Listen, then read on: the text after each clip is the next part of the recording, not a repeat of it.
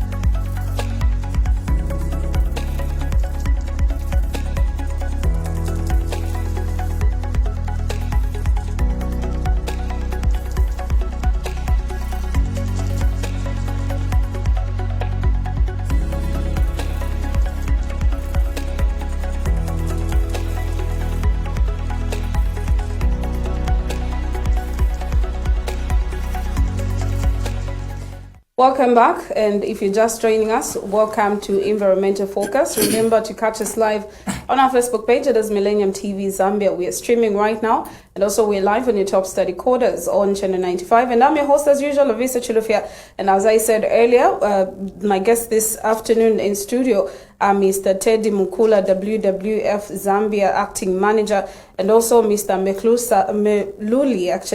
Malisa Batakathi, Conservation Zambia co-founder and director, joining me as we discuss the mining in the lower Zambezi. Mr. Malisa and Mr. Mukula, you're welcome to Environmental Focus. Thank you so much. How are you doing this afternoon? Very good, thank you. Doing well. You're doing well. All right, mining in the lower Zambezi. I think as we were discussing in the background before we went live, we were talking about how it's been a topical issue, and it died out a little bit at some point, and now it's an issue that is resurfacing again, and obviously a lot of controversies here and there. But Mr. Malisa, I'll ask you to just kindly give us a brief background on, the mining in the lower Zambezi and what is currently obtaining on ground. Okay, thank you. Thank you for that question. Maybe I don't even know where to start from. Okay, let me start from the very start. Mm-hmm. So I need to give you the correct dates. On the 8th of December 2010, Mwembeshi Resources, I think that time it was Zambezi Resources, applied for a mining license to the Department of Mines and Mineral Development, and on the 16th of March 2011, that's when that license was granted. Mm-hmm. Okay, so that license is for 25 years. It's supposed to expire on the 16th of March 2036. Mm-hmm. That is the license that they have. So what happened then was that the following year, in March 2012, we're going to get to the legalities of that, but let's just talk about what happened. Yeah. And on March 14th, 2012, Mwembeshi Resources submitted an environmental social impact assessment, or an EIA, to the Zambia Environmental Management Agency, ZEMA. And then on September 5, 2012, the same year, ZEMA rejected the environmental impact assessment and stated a myriad of reasons why the mine could not go ahead in the Lower Zambezi National Park. Then a few days later, I think that's exactly on the 19th of September 2012, Mwembeshi Resources appealed in accordance with the Environmental Management Act. They appealed against that rejection by ZEMA to the minister. That time the minister, I think, was Honorable Harry Kalaba, who was the Minister of Lands. Yes, Minister of Lands, Natural Resources and Environment. So what happened then was that the minister sent the appeal back to ZEMA, and ZEMA constituted a technical committee that looked at the appeal by the developer. And on the 9th of October 2013, 29th November 2013, the board of ZEMA wrote to the minister again refusing the mining in the Lower Zambezi National Park, and advised the minister to reject the mining. But surprisingly, on the 17th of January 2014, against the advice of ZEMA, who are the experts, the minister went in the opposite direction and wrote back to ZEMA and told them that they have to allow the mining in the Lower Zambezi National Park. So what happened thereafter was that ZEMA had to issue a decision letter which essentially allowed Mwembeshi to proceed with its mine. But then ZEMA put in a lot of conditions. I think they put 36, if you count from the letter, they put 36 conditions that had to be fulfilled for Mwembeshi to carry out the mine. So unhappy about the minister's decision to allow the mining, albeit having conditions, a group of NGOs in this country decided to take the matter to court. And then they obtained an injunction stopping the mining from going ahead in 2014, right? So then what happens is, because there was an injunction, so the mine could not go ahead while the battle was raging on in court. So the battle raged on for a long time. I think it finished in let me just check the date. Okay, so in 2019, the High Court dismissed the appeal by the NGOs. It dismissed it on technicality because they had failed to file in a record of appeal as required by the rules. So the appeal was dismissed for want of prosecution. In short, it was never heard. So these guys, one of them, I think he was called David Ngwenyama, he appealed to the Court of Appeal. And in 2021, in February 2021, the Court of Appeal dismissed his appeal, also for want of prosecution. In short, the Court of Appeal agreed with the High Court that they didn't file certain documents. Meanwhile, the decision to allow Mwembeshi to mine only had a lifespan of 3 years. From 2014, which means in 2017 it had expired. By the time the matter was being disposed of in court, the decision letter had expired. Right. So again, they couldn't proceed. So what happened after the matter was dismissed in the Court of Appeal in 2021? Mwembeshi submitted an addendum to ZEMA, like an additional EIA to ZEMA, on the 28th of April 2021. And then exactly 7 days later, it's 9 days, on the 7th of May 2021, ZEMA allowed the mine to go ahead. That's 2021 now. So what happened then, it's, again, people were not happy, some stakeholders were not happy about what had happened, even the short time frame that ZEMA had taken to approve this. So in February 2022, let me just say February 2022, a gentleman called Robert Chimambo petitioned the Constitutional Court, and then that matter was withdrawn. Okay, and then fast forward to May 2022. Well, let me just start, say, in February. Conservation Advocates Zambia, the organization I come from, started engaging the Zambia Environmental Management Agency of what was happening. And in July 2022, Conservation Advocates submitted an application to ZEMA to review the decision letter of May 2021 with the view of overturning and citing all the irregularities we had noticed in the process leading up to the grant of the decision letter. It dragged from July 2022 until March 30, which is a few months ago. March 30, ZEMA, after being taken to court, came back and said they cannot review their own decision. So then that prompted conservation advocates to appeal to the minister pursuant to Section 115 of the Environmental Management Act. So this is where we are now. So the matter has been taken to the minister, Mr. Collins Zoffo, the Minister of Green Economy, and he's simply being asked to have a look at the whole process that happened to get to where we are and to the grant of the decision letter to Mwembeshi Mining. Right. I'll come back to you, Mr. Malisa. Coming back to you, Mr. Mukula. Your take on the, people calling for the mining in the Lower Zambezi. As WWF, what is your stance on this matter? Yeah, so I would be very categorical, I think. As WWF, we respect the courts and the decisions that are made in there. Those are our courts.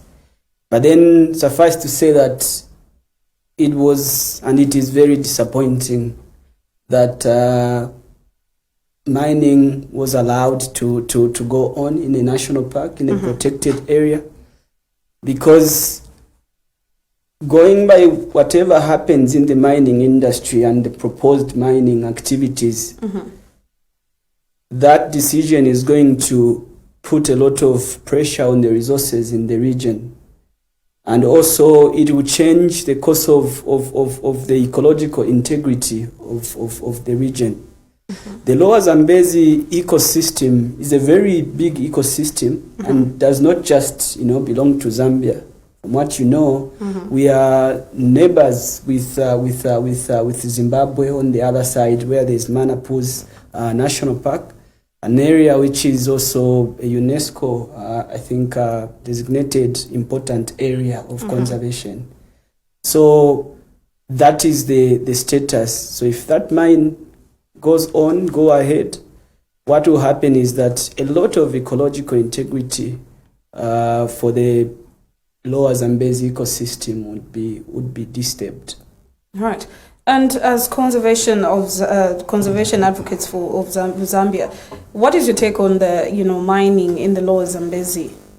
Before we even get to the legal aspect of things. Okay, yeah. I want to correct something. There's a lot of misinformation that is out there in the public, and it's important when we're dealing with issues like this that we should be very truthful. Yeah. To start with, it is not the courts that allowed the mining to happen in the Lower Zambezi.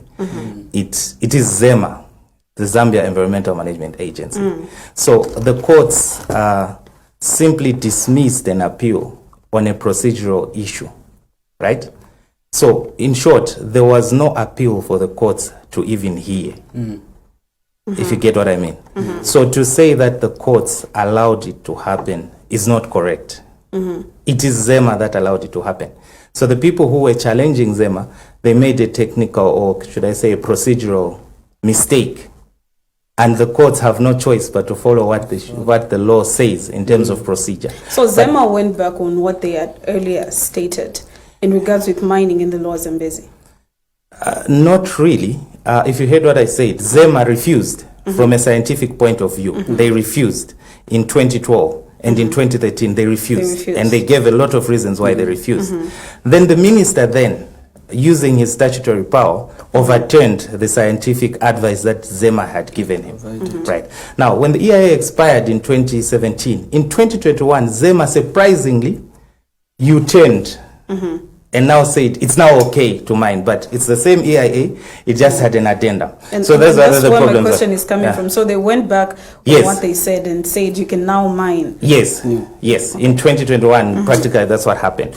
So our take on this is that, number one, if we look at the Lower Zambezi National Park, actually the UN says, I want to use their exact words, one of the last remaining wildlife legacy landscapes on the planet. It's one of the last ones remaining, according to the United Nations. And as Zambians, we have to preserve that legacy that we have. We cannot turn the whole country into a mine. This country has been mining for the past 100 years, but we're still poor up to today. So if we're going to turn the whole country into a mine, what are we going to leave for our children? What are we going to leave for them? Because we have a duty to look after our environment for now and for the future. So it will be unfair for us to say we want to dig up the whole country and turn the whole country into a mine. And then we're not thinking about the future generations. And if you look at the EIA of this mine, Mwembeshi Resources, submitted by themselves, using their own figures, their own submission, they said that the lifespan of the mine at Kalungu is only 4 years. 4 years. So we're going to leave a gaping hole in the national park to extract copper for only 4 years. And after that, the mine is going to be destroyed. So our position is that the mining should not go ahead. If they want to mine, let them go and mine elsewhere. Just a by the way question: do you have a bone to chew with Zema for turning back on their decision in the first place to say on 2 occasions they did refuse the mining taking place in the Zambezi, in Lower Zambezi, and now they're coming back and they're saying it is okay to mine in the Lower Zambezi? Are you, as conservation advocate Zambia, picking a bone with Zema?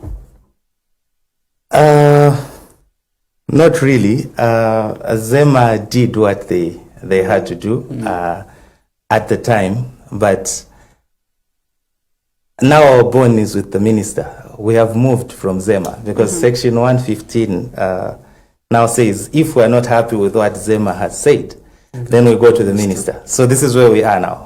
We went back to Zema, we told them what we thought, and they decided they didn't want to open they said they had no powers to reopen the issue. So we moved on. The law provides us an avenue. So now we are aware the law. Now our bond is with the minister. Okay. So now we are saying to the minister, we have given you an application. So have a look at it and tell us what you think. All right. Before we even get to the minister, if you've gotten any response, Mr. Mukula, let us talk about the impact that mining in the Lower Zambezi would have, just even on the wildlife itself. What's the impact that the mining activities would have? Yes. So just to add to what Counsel said here, when you are looking at the integrity of Lower Zambezi National Park, you're talking of over, I think, 162 different wildlife species.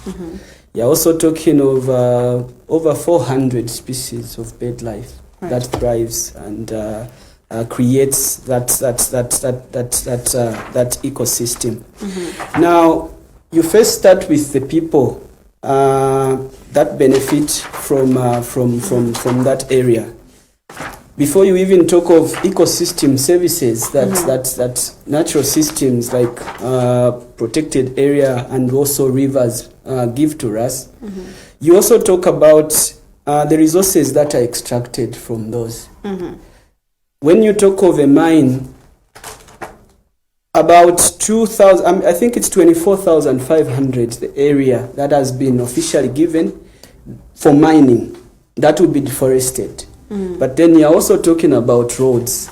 that lead to the mining sites. You're talking of residences that will be constructed during that process.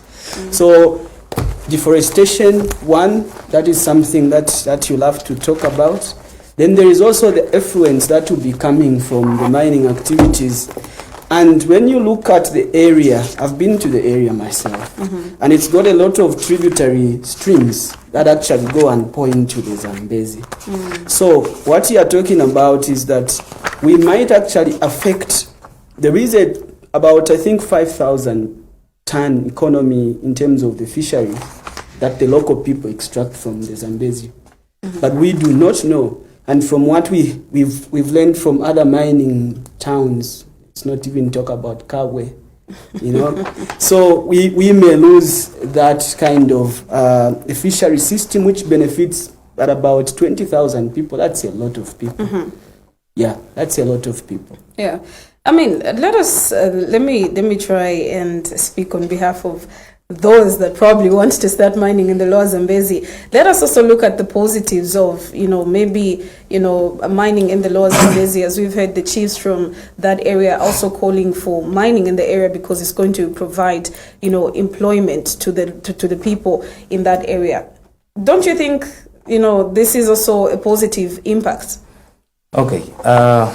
Like I said when I started, I said, misinformation is a very dangerous thing, and it is very important that people should not take advantage of Zambians by misinforming them. First of all, I'm going to go to the EIA that Mwembeshi submitted. I love the fact that you brought all the evidence. I want to speak with facts. I don't want to be quoted tomorrow. Specifically on page 35. So that they don't say it's me who said this. I want you to read what page 35 of their EIA says here on employment. So on employment, it says the overriding philosophy and policy for manpower engagement at all levels is that of employing the correct level of skills and experience required to efficiently operate the mining complex. From brief reviews and even in the current world shortage, the engagements of suitable skills and experience is not considered to be a major issue. It is estimated that a personnel of about 300 persons will be required for the project, split in different areas, as can be seen in table. There's a table below. Thank you. Yeah. So the number there is what? 300. 300 people. So this mine is going to destroy the national park just to employ 300 people. Now, if I'm going to ask you, go to any mine in this country, in the copper belt, in Solwezi, wherever you go, tell me who are the highest paid people in the mines. They're expatriates. They're not Zambians. The jobs they're talking about, out of these 300 jobs, how many will be for Zambians? Right. It's not me who said 300, it's them. So is 300 a big number? No, it's not. If I tell you how many people are employed in the tourism sector right now in Lower Zambezi, there are over 1,000. And that includes people from the Department of National Parks and Wildlife. Now, what I'm saying is, if the park is destroyed, even the DNPW people will not be employed because there will be no park to look after. Now, if we are going to strictly speak on facts, then the argument of employment being provided by this mine is neither here or there, based on their own figures. Right. So now, what we said at first was, I'm going to go to what Zema themselves said in refusing the mine. This is what they said in their decision letter. They said, the proposed site is not suitable for the project since it is located in the middle of the national park. The adverse impact of open pit mining would therefore permanently destroy the landscape of the park, thereby reducing the tourism value of the Lower Zambezi National Park.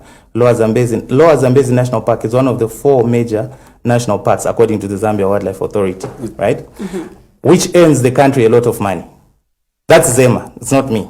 And then they went on to say, the estimate of mine life is not based on verifiable facts, as the EIS is full of contradictions. The benefits from the mine operations may be of a very short period of time, but the consequences may be far-reaching. That's Zema, who said this when they were rejecting the mine.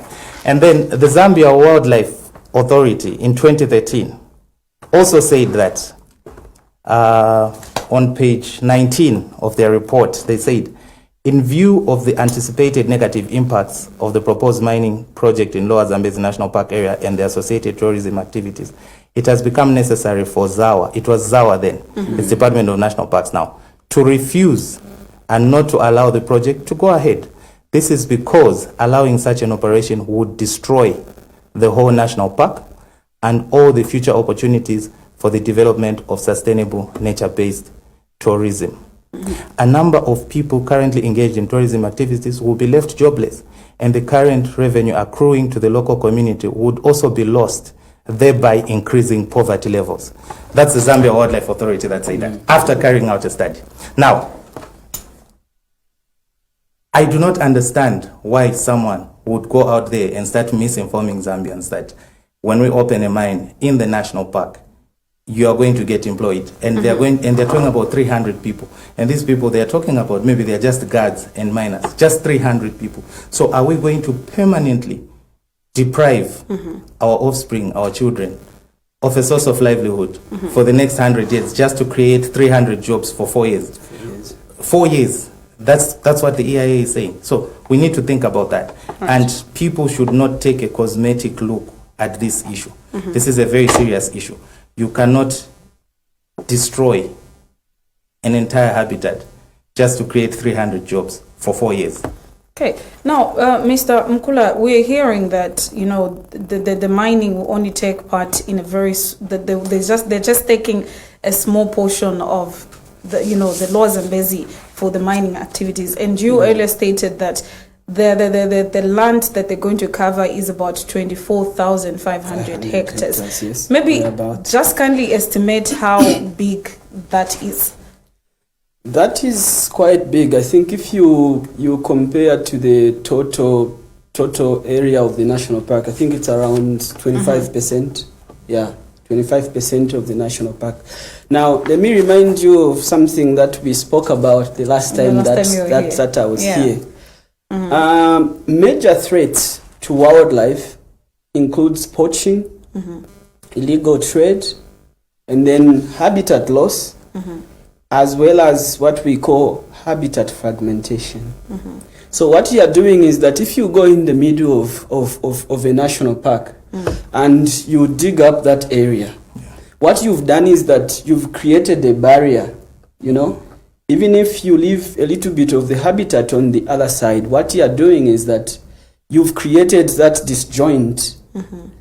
Lower Zambezi National Park is one of the key corridors that connects not only Zimbabwe, but also Mozambique. Yes, with proven facts of wild dogs that came from South Luangwa, went through all the way, and then they came back again. So what we are saying is that once you do that, once you create that mining in the middle of the national park, number one, there's so much noise pollution that wildlife is very uncomfortable. It will be pushed to some areas, and in the extreme instances, what you are going to do is that you push wildlife to where there are people. What are you creating? Another threat of human-wildlife conflict. Because the interaction of people and wildlife that is running away from the noise, from all sorts of goes back to the people. And then we are also looking at the water. How is water going to, you know, to be kept clean? So you find that we are going to lose a lot of wildlife species and fish species also to the poisons that may come, you know, through that. Okay. Yeah. Mr. Malisa, you're drawing out a paper. You might want to add something. No, just to add to what you said, and even people, I think mining, due to the nature of the processing that they use, there is a possibility that the water system might get contaminated, and the tributaries in that area, they all drain into the Zambezi River, and the Zambezi River system, I think it's the most important river system in this country. and not only in this country, but in the region as well. So these issues have got transboundary implications, because our friends in Mozambique who have nothing to do with this mine are going to feel the impacts downriver. Our friends across the river in Zimbabwe also, who have nothing to do with this mine, are going to feel the impacts should anything happen. And just to recast what he said before, mining in Kabwe, I think you've heard about the news that the effects of that lead poisoning are still being felt up to today, more than 30 years after. So that puts into perspective the point that we don't need to look just 4 years going ahead. And the most interesting thing is that what I wanted to take out is that when you go to the environmental impact assessment for Mwembeshi themselves, first of all, when you're talking about the grade of the copper and how much they are going to spend in extracting that copper, their calculations actually show that they are going to spend 45,014,340 US dollars for the first 2 years, right? And then their expenditure is 25,903 per year, and the processing expenditure is 22,590, right? So, according to what they submitted in their model, it shows that they are going to make losses in the first 3 years of operation. Those are huge losses. And then if you look at the grade of copper that they reported as the resource estimate, it all points to a loss-making venture. And experts in this, mining experts and geologists, have their documented reports which were submitted to ZEMA, which were saying this project does not make economic sense. So then the question that arises is then, is it that they're looking for something else there or what? Because based on what they submitted, it doesn't make any economic sense. Yes, from a mining perspective, it doesn't make economic sense. So then the question we ask is, what really is happening? All right. Maybe now, they can answer that. You're trying to engage the Ministry of Green Economy and Environment, and as well as the Minister himself, Honorable Collins Nzovu, to come in on this matter. Do you perhaps think maybe the ministry should put in place policies, to safeguard the national park? Okay, thank you for that. This government, I think, has to be applauded for setting up the Ministry of Green Economy. I think it's unprecedented. It has never happened in this country. So for that, we have to commend the government for even thinking about a green economy. So now, the question we should ask is, when we're talking about a green economy, what are we talking about?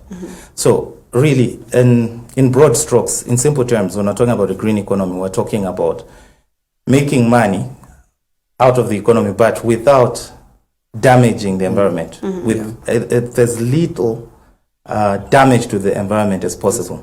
For the simple reason that the green economy wants you to exploit the environment now, but you still preserve it for future generations. So that is the whole concept of a green economy. So now, we're not talking about a green economy, and we're talking about a protected area like a national park. Then a mine in a national park does not suit or does not fit into the concept of a green economy, because the mine is naturally a destructive thing, because it leaves a gaping hole there. So we're not talking about green economy. We want our communities to derive benefit from their natural resources without necessarily damaging them. So in terms of policy, I think the policy is there. It's just a matter of how it is implemented. The law is there. For starters, I'm going to say, I already said that the mining license for Mwembeshi mining was granted on the 16th of March 2011. But they only submitted their environmental impact assessment in 2012, the following year, 12 months later. But according to the law, it's supposed to be the other way around. So, Section 31 of the Mines and Minerals Development Act of 2015, it actually says that when the mining licensing committee is sitting, they have to consider that the applicant for the mining license has complied with the decision letter from Zema, right? Now, how did this happen? Because when Mwembeshi was applying, there was no decision letter from Zema. They hadn't even gone to Zema. But here they are, they have a mining license. And then secondly, if you go to the Environmental Management Act, number 12 of 2011, section 29(2), it also speaks to the same thing, that a public body or a licensing authority in a project that is likely to have environmental impact should not grant that license unless they have been given a go-ahead by Zema. Or if they haven't, then they should make it conditional, right? So if you look in terms of the law, in terms of the policy framework, I think it's there. And the fact that the government has taken it further to actually set up a fully fledged ministry to look into the green economy, then I would say that then the legal framework is there. The policy direction, if we are to believe what the government said, then the policy direction is there. So the only thing that is there is the implementation. And we feel that the implementation by Zema has left a lot to be desired in terms of trying to protect the landscape in the national park, particularly the Lower Zambezi National Park, given all the issues that have been highlighted over a decade of these issues. So still on the green economy, I would like to point out that there's a project that is being done by Carbon Partners, BCP. Partners, yes. It's called Red Plus, right there in Lower Zambezi, where they are conserving the trees. I think in the concept of the green economy, that project is benefiting over 29,000 people in the community. Nice. And you know, these carbon credits, people can actually make money by just keeping the trees. And this is money that goes directly to the community. Yeah. It's not going to the investor and I would like to allay the question, the misinformation again, that people have been saying that this is a Zambian mine and what. How many mines in Zambia are actually owned by Zambians? How many, if I may ask you, if you know? If you can tell me which mine is owned by Zambia, a copper mine in this country, owned by Zambians. So those who are saying Mwembeshi Resources is a Zambian company, they should tell us which Zambians are the owners of that mine. Because if I go to the records, it's very easy to check who owns what in this country. If you go to Parkra and do a simple Parkra search to say who are the owners of Mwembeshi mining, you find that it's owned by Mwembeshi Resources Bermuda. Right, now let us talk about, in an event that operations commenced at the Lower Zambezi, the mining commenced. As stakeholders, would you be able to defend the natural resources by taking a step further instead of just discussing it as we're seated here? And obviously you're taking steps, but in an event that the mining activities commenced, Mr. Mukula, let me pose this question first to you. In an event that mining commenced at the Lower Zambezi, what action will you as a stakeholder take?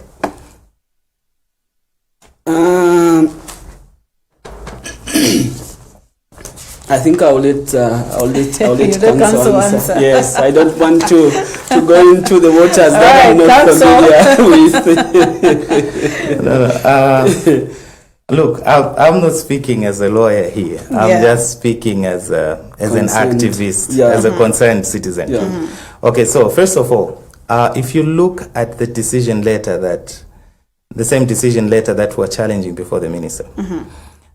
Before I go there, first of all, if you look at the Environmental Management Act, it gives an administrative procedure, which is what we've been following. So from Zema, we're not happy with Zema, we go to the minister.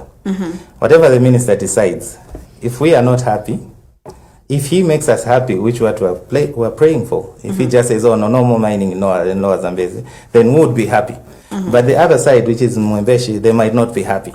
So they also have an avenue. The same avenues available to us as ordinary citizens are also available to them.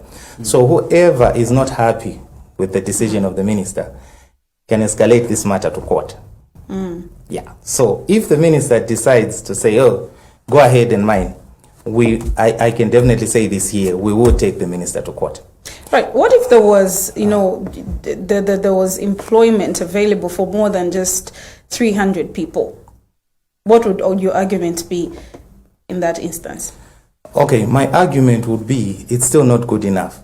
Because, look, we are destroying a part of the country that we can keep for future generations. We can benefit from it now, not only from tourism. So I've already debunked the myth that it's only about tourism. I've already told you with verified data that there is a $13 million project that is going on, being done by BCP, just for keeping trees. These days, there's what they call the carbon trade, carbon markets. Yeah. You actually get paid to just keep a forest intact. So that's another way of making money that will benefit the community without touching the park. Just leaving it intact, but we're making money out of it so that even our children, our grandchildren also benefit from this thing. So if you tell me that even if you're going to provide 500 jobs over a period of 4 years, I'll tell you that it's not worth it. Because as you have heard, Zema said that this mine will permanently destroy the landscape of the park. Zambia Wildlife Authority has also said the same thing. Permanently destroy the park. So one will not have any park to talk of anymore. And God knows what's going to happen to those animals. You might have a situation where your grandchildren will never know what an elephant looks like. Right. Now, I remember some time, I think that was 2021, we did host somebody who was also advocating for mining to take place in the lower Zambezi. And I think he raised a point where he said the animals can even be moved from that national park to another national park. Mr. Mukula, your take on that one? Yeah, so I want, let me just add one point also to what has been said. Very cardinal points given there. I think as we stand here, be it WWF and all other partners that are there, it's not that we are fanatics that do not want our people to have employment.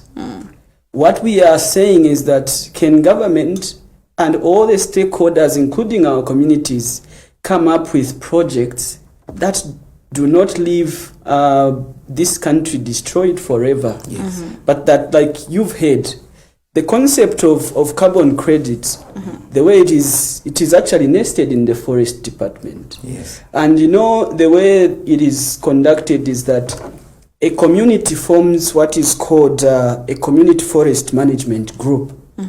And that is the only way that community group is going to be accepted by forest department. Because then it tells them that this community wants to protect the forests, and whatever then carbon credits that accrue to that group should benefit the local people. So the concept of saying, can we create a mine and then move all the elephants and take them to some place? I don't think that is ecologically honest, because when you look at every area, just like us human beings, each and every one of us, he's born in a certain locality where they learn their traits. You learn the traits of survival. You learn, your roots of how you can survive, and that is the case. And even when we talk of the feasibility of doing that, that is not, feasible. Yeah. You cannot move all the elephants by what? You cannot move all and when we talk about biodiversity, we are not only talking about bigger things like elephants. There are also insects. There are, a lot of small animals whose ecosystem services they offer to us human beings are not even visible by our naked eyes. Yeah. So we cannot only look at elephants when we are looking at the biodiversity integrity. There are also smaller species that we might not actually capture. Can you imagine capturing all the rats and then taking and all the spiders? You also have some. Yeah. May I like to speak numbers? Yeah. Like what he said, it's really misleading. I'll repeat this. I've said it a lot of times. I'm going to repeat this. It's very misleading, and we're not here because we don't want our people to be employed, to have jobs. maybe the conversation should be, how do we empower our communities? Yes. Right? Empowerment should be the word, not jobs or jobs where you get 1,000 kwacha or not. I know I might say it's not a lot of money, but we need to speak to empowerment. So how do we empower people without necessarily damaging the environment? That is what we should be thinking about as a country, to say, let's preserve what we have.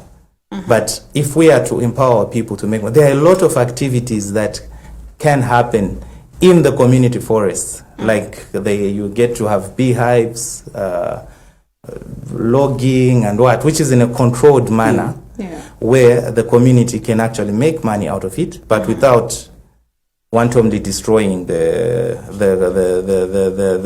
environment. And I've got numbers here of an example of something that has actually worked. And I would challenge those people who are saying that, no, we want jobs. How many jobs are you talking about?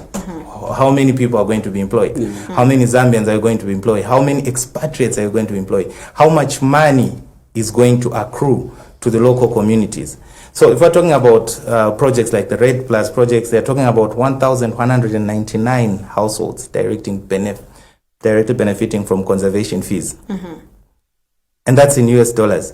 You're talking about 7,193 community beneficiaries. That is well documented. So if someone is going to make a case, I haven't even gone to the lodge operators. I haven't, because there's been this narrative that has been coming that no, it's for Muzungu owners and whatever. So I'm not even going to go there. I'm just going to talk about verifiable things that are happening around us. So if we are going to say we are creating jobs, how many jobs are we creating? Who is going to be employed in those jobs? What kind of jobs are what is the total amount accruing to our people? This we can actually challenge and say, okay, if we are going to go the green economy way, this is how much money we are going to make, and this is how much money is going to accrue to the community in terms of carbon credits, in terms of community forest management, CRBs, and all those things. So these are things that can actually be verified with actual numbers. Now, I've got a question. I think this is something any other person would also be interested in asking. When we talk about, preserving our minerals for future generations, and when we talk about, maybe the next generation to come after us or after you, I don't know if we're in the same generation, but the generation that is to come after us, if they're going to benefit from these minerals, does that mean that when they are coming in, there will be no animals anymore in that area, and it's okay for them to mine? Not really.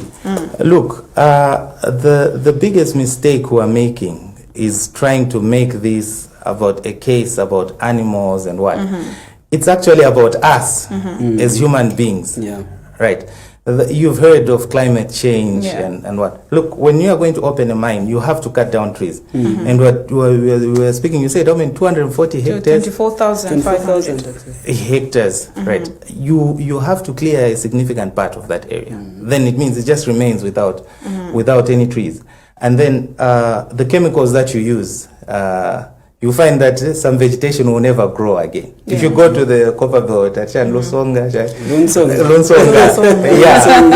but at some time that place had a lot of trees. Now they are not there. So now it affects a lot of things. It affects groundwater, all those things, even the rain itself, rainfall. So rainfall pattern starts changing, and then it affects us as human beings, because now when the climate starts changing, the people who suffer, it's us, the people. So let's not just reduce it to the issue of animals, because if you want, you can eat all the animals, and then what? So if you destroy all the trees, you are literally destroying your own livelihood, because you can't live without trees. You need oxygen. So if one day you're going to wake up, the whole country is one big mine, there's not even a single tree to talk about. So when we're talking about conservation, yes, we have minerals in the ground, but we can't just be digging them anyhow. Just like here, you can't just start digging here, can you? We need to have a plan with what we're doing. So if we are conserving our environment for future generations, so this is exactly what we're saying, that let's use things in a sustainable manner. Even the minerals we're talking about, they'll finish one day. So we'll have a country with no minerals. Then what? What happens? All right.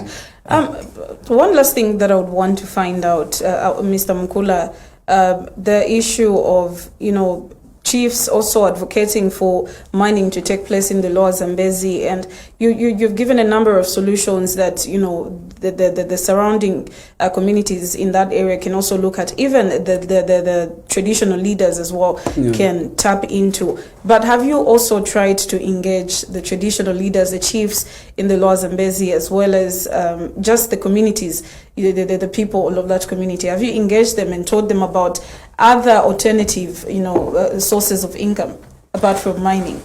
Yes. So as WWF, and I think we strongly believe in dialogue, and that dialogue involves other stakeholders, NGOs, government, the traditional leadership, as well as the local communities. And so you find in most of the areas where we are operating, we have a way that we engage through the community-based organizations such as the CRBs and the community forest management groups. And so our duty is to ensure that together as a consortium of very interested parties, we've seen how climate change, when we talk about climate change, it sounds like something that has just happened from the blues. No, it's because of the actions that we've done. We can even educate not educate, but discuss with our leaders in that part of the country to look at what is happening in Southern Province as an example. That is not a doing that just happened, that Southern Province is having a little bit of... it spans from, the way of farming, of just clearing everything, all the trees are gone, and now you find that Southern Province and parts of Western Province has got now the most very unstable weather patterns. So that is the message that we are taking also, and that we will. Maybe we haven't spoken enough, but we will, while cooperating with other interested players and government, the local communities, that we will enhance that voice to ensure that we provide alternatives that are going to safeguard our country while creating employment and benefits for the local people. All right. Mr. Malisa, do you have anything to add on before I get your last remarks? Yeah, true. I concur with what my colleague has said, that maybe we haven't interacted enough, and there's a lot of misinformation that is going on to our traditional leaders and our national leaders. So it is important that there is a dialogue about this, where people sit down and discuss the benefits. We do a cost-benefit analysis. We're going to have a short-term benefit. What is the cost? And also to encourage our communities to take up alternative livelihoods, which will not only safeguard the environment, because when you're safeguarding the environment, none of us will be around 100 years from now. But if our forefathers were so reckless as we want to be, I don't think we'd be having all the resources that we're talking about today. Because when you're talking about climate change, Zambia is the most endowed in terms of water in the Southern African region. But now when we're talking about climate change, a number of water bodies are now drying up. So our status as the most water stable country in Southern Africa is actually under threat. So if we talk in the next 10, 15, 20 years, we won't have as much water that we used to have. I think we felt the impact with the recent load shedding at Karipa, Manzi, Shanchacha. These things never used to happen. No, it's the truth, but we can see them happening now. So now, can you imagine 10, 15 years from now, what the situation will be like if we do not put in corrective measures right now? So the responsibility we want is that even our national or our traditional leaders should look beyond now and look into the future to say, what are we doing? What kind of country are we going to have, say, 20 years from now? If we answer and we become very honest with ourselves that it cannot be business as usual. It can't. We have to change the way we do things now. before it's too late. We should not wait for the entire Zambezi River to dry up for us to discover, oh, we have a problem here. No, we can't do that. Right. Mr. Mukula, your last remarks as we're concluding. Yeah, so I think for me, we have lessons to learn from. It should not come as shocks because, like was mentioned, I think we've been mining for maybe the past 100 years, and in those areas, the achieves that are there that stay there. You know, there's another mine that opened up in Loviisa National Park, a gypsum mine. People were promised a lot of employment, but then maybe we can leave that for another day. If our traditional leadership, who is on Chief Counsel, they would say the same story today. So those are the lessons that we need to look at, because we have been seeing the same things happening where these people or these organizations comes for mining and everything, and they promise heaven on earth, promise so many jobs, but then after you reevaluate, you find that actually it is the other way around. Yes, employment is there, and we want employment from mining, and those mines should be located in their rightful places. Right. We cannot destroy the entire country just because we believe there is something hidden under the ground. Right, Mr. Malisa, your last remarks as we conclude. Yeah, my last remarks will be we need to take our constitutional duty to preserve and protect the environment for present and future generations very seriously. And that is a challenge that goes to each and every person who's watching me right now to say, it is not the responsibility of WWF, it is not the responsibility of conservation advocates, it is your responsibility as a Zambian to protect your own country. And secondly, I want to say that we are not against investment. We are not against job creation. We are not against mining. I'll say this, we are not against mining. But we are saying that these areas that are protected, they didn't just wake up from the blue and say, let's protect Lower Zambezi. There's a reason why Lower Zambezi is protected. There's a reason why Kafue is protected. Let's respect that protection and maintain it so that we have a country to talk about, or our grandchildren will have a country to talk about. We will not be there. Right. So let's be responsible citizens and do what is right for the country. As you say, those who want to mine, there are a lot of other areas which are not national parks. Most probably they have more copper and more gold or more diamonds, whatever they're looking for. They'll probably find them elsewhere. But the national park, please, stay away. All right. Mr. Mukula and Mr. Malisa, thank you so much for joining me today on Environmental Focus. It's been a pleasure talking to you. It's been a pleasure. I hope I'm getting some of these documents. Please, you can get all of them. All right, still here, you've been watching Friday's edition of Environmental Focus right here on Millennium TV, and my guests today were Mr. Teddy Mukula, who is WWF-Zambia Acting Manager, and also Mr. Mehluli. I hope I got that right. Malisa, who is Conservation Advocate Zambia, co-founder and director, joining me in studio as we were discussing mining in the Lower Zambezi. Unfortunately, this is where we have to say our bye-byes. Thank you so much to everyone that was joining us via our Facebook page, Millennium TV Zambia, and also on your top study coders. We were live on channel 95. I've been your host as usual, Loviisa Chilufya. Thank you so much for joining us, and until next week Friday, do stay tuned to Millennium TV and pleasant viewing. And also on behalf of my director Stephanie, thank you so much. It is a lovely afternoon and enjoy your weekend.